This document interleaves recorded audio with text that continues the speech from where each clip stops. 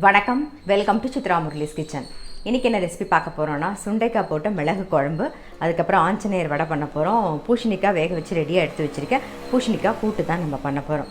So பூசணிக்காய் கூட்டுக்கு முதல்ல சொல்லிடுறேன், அது வெந்து ரெடியாக இருக்குது. அதுக்கு தேங்காய், பச்சை மிளகா, சீரகம் அரைச்சி ரெடியாக வச்சுருக்கேன். ஸோ அதை மிக்ஸ் பண்ணிவிடுவோம்.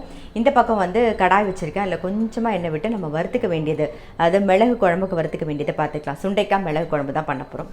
ஸோ ஃபஸ்ட்டு வறுத்துக்க வேண்டிய சாமானையும் பார்த்துருவோம். இந்த பக்கம் வெந்து ரெடியாக இருக்குது. ஸோ இதில் அரைச்ச விழுதை சேர்த்துருவோம்.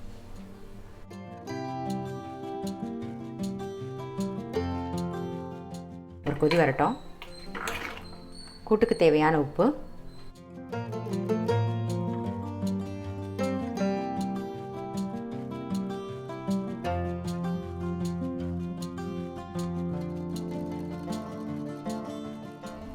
மிளகு குழம்புக்கு வறுத்துக்க வேண்டிய சாமான்: 1 டீஸ்பூன் உளுத்தம் பருப்பு, அரை டீஸ்பூன் மிளகு, பெருங்காயம் ஒரு 4-5 சின்ன பீஸில் பெருங்காயம், 1/4 கப்பு தேங்காய், வரமிளகா ஒரு 3 வரமிளகா.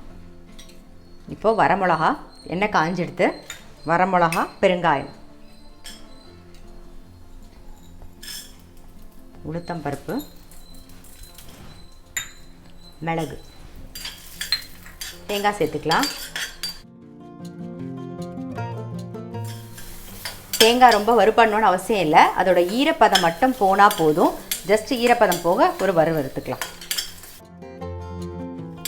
இப்போ வறுபட்டுறது ஆஃப் பண்ணிவிட்டு ஆறினோடனே நம்ம அரைச்சிக்கலாம்.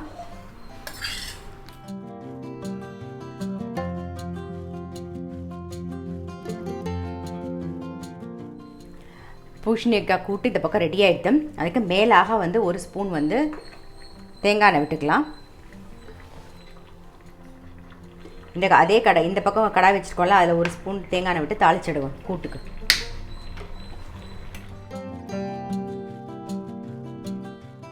எண்ணெய் காஞ்சிடுத்து. கடுகு, உளுத்தம் பருப்பு, சீரகம்,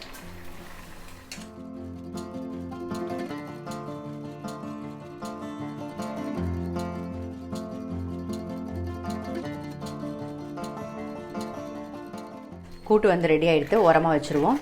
இந்த பக்கம் அதுக்குள்ளே மிளகு குழம்புக்கு வறுத்த சாமான் ஆறிடுத்து. முதல்ல அதை அரைச்சி எடுத்துன்னு வந்துடுவோம். நாம் மிளகு குழம்புக்கு அரைச்சாச்சு.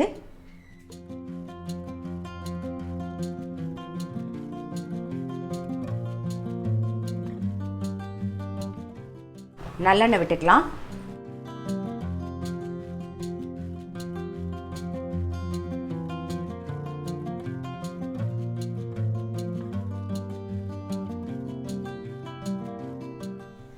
புளித்தண்ணி ஒரு சின்ன லெமன் சைஸில் கரைச்சி வச்சுருக்கேன். நம்ம மிளகு குழம்புக்கு அரைச்சதை இந்த புளித்தண்ணியிலே மிக்ஸ் பண்ணி கரைச்சிடலாம்.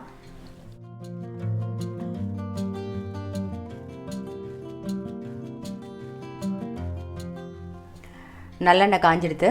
கடுகு, வெந்தயம்,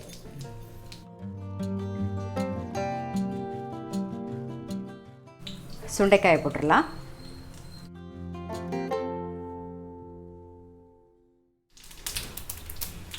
மஞ்சள் பொடி, சுண்டைக்காய் வறுபட்டுருது. இப்போ கருவேப்பிலையும் சேர்த்துட்டு நம்ம புளி தண்ணியில் அரைச்சி விழுதெல்லாம் கரைச்சி வச்சுருக்கோம் இல்லையா, அதையும் சேர்த்துடலாம்.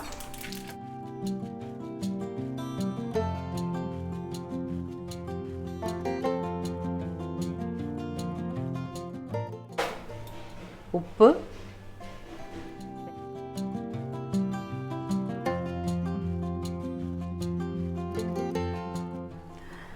சுண்டைக்காய் மிளகு குழம்பு அங்கே கொதிக்கட்டும். அதுக்குள்ளே ஆஞ்சநேயர் வடை பண்ணிக்க போகிறோம். அதுக்கு 1 கப்பு உளுத்தம் பருப்பு எடுத்து நீங்கள் நல்லா 1 மணி நேரம் ஊற வச்சுட்டு தண்ணியெல்லாம் வடியை விட்டுட்டு கெட்டியமாக அரைச்சிக்கணும். தண்ணியே இல்லாமல் அரைச்சிக்கணும். அப்படி வேணும்னா 1 டீஸ்பூன் கொஞ்சம் தண்ணி அப்படி லைட்டாக காமிக்கலாம், அவ்வளோதான். இங்கே பாருங்கள் எவ்வளோ கெட்டியமாக அரைச்சிருக்கேன் பாருங்கள். இந்த அளவுக்கு கெட்டியமாக அரைச்சிக்கணும். இப்போ என்ன பண்ண போகிறோன்னா, இப்போது நான் பாத்திரத்தில் கொஞ்சமாக கருவேப்பிலையை கட் பண்ணி போட்டிருக்கேன். இப்போ அரைச்ச உளுந்தையும் சேர்த்துப்போம். இன்னும் உப்பு சேர்க்கலை, பெருங்காயம் சேர்க்கலை, எதுவும் சேர்க்கலை. இப்போ எல்லாத்தையும் சேர்த்து மிக்ஸ் பண்ணிக்கலாம். சரிதா? இந்த அளவுக்கு கெட்டியமாக இருக்கணும் நமக்கு. இப்போது பெருங்காய பொடி சேர்த்துடலாம். அப்புறம் உப்பு, இது கூட வந்து அரிசி மாவு வந்து ஒரு 2 டேபிள் ஸ்பூன் எடுத்து வச்சுருக்கேன், அதை சேர்த்துக்கிறேன்.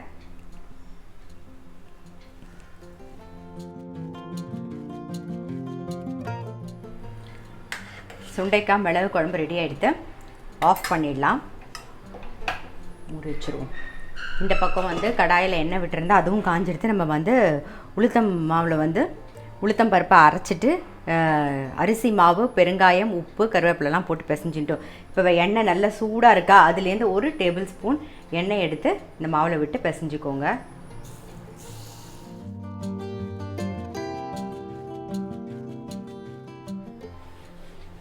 மிளகு பொடி வந்து நல்லா 1 டீஸ்பூன் மிளகு எடுத்து பொடி பண்ணி வச்சுருக்கேன். இப்போ அதை சேர்த்துருவோம் மாவோட. நாம்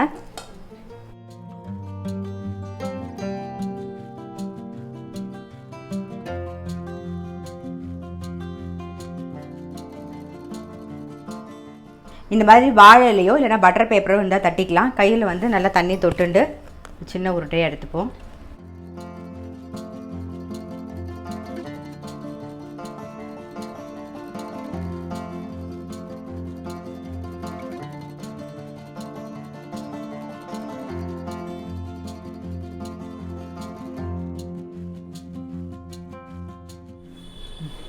தட்டியாச்சு. இப்போ எண்ணெய் காஞ்சிடுத்து, அதில் போட்டுடலாம்.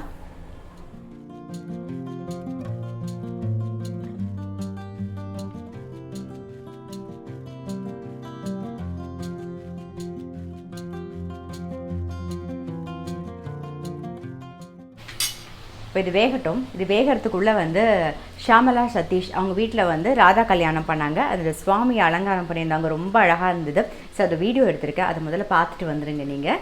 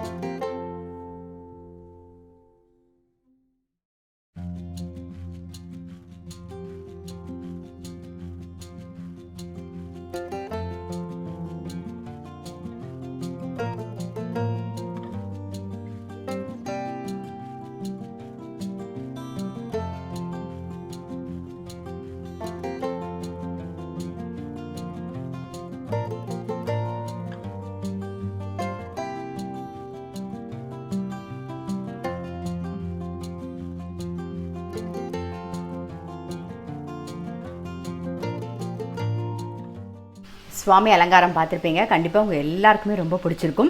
அது கூட நம்மளுடைய வடையும் வெந்திருக்கு, அதையும் எடுத்துடலாம்.